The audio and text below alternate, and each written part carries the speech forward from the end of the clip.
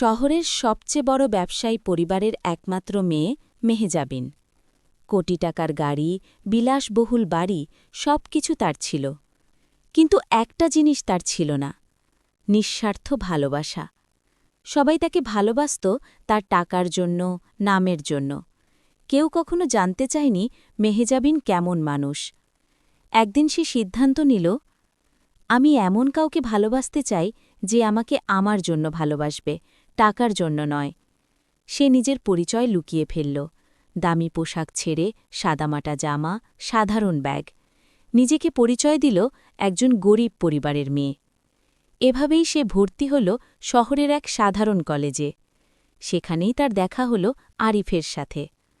আরিফ খুবই গরিব, পড়াশোনার ফাঁকে ফাঁকে টিউশনি করে, লাইব্রেরিতে কাজ করে নিজের খরচ চালায়।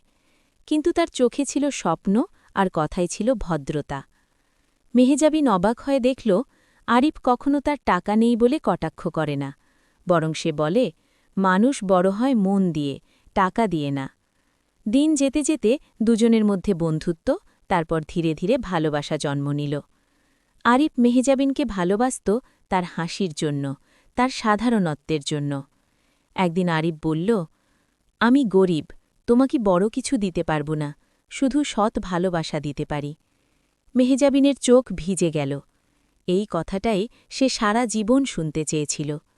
কিন্তু সত্য তো লুকিয়ে রাখা যায় না। একদিন আরিফ জানতে পারল মেহজাবিন আসলে একজন কোটিপতি পরিবারের মেয়ে। ভেঙে পড়ল আরিফ। সে ভাবল, আমাকে কি তাহলে নাটক করে ভালোবেসেছে? মেহজাবিন কাঁদতে কাঁদতে বলল, আমি তোমাকে ধোঁকা দেইনি ভালোবাসায়। আমি শুধু নিশ্চিত হতে চেয়েছিলাম তুমি আমাকে আমার জন্য ভালোবাসো কিনা। কিছুক্ষণ চুপ করে থেকে আরিফ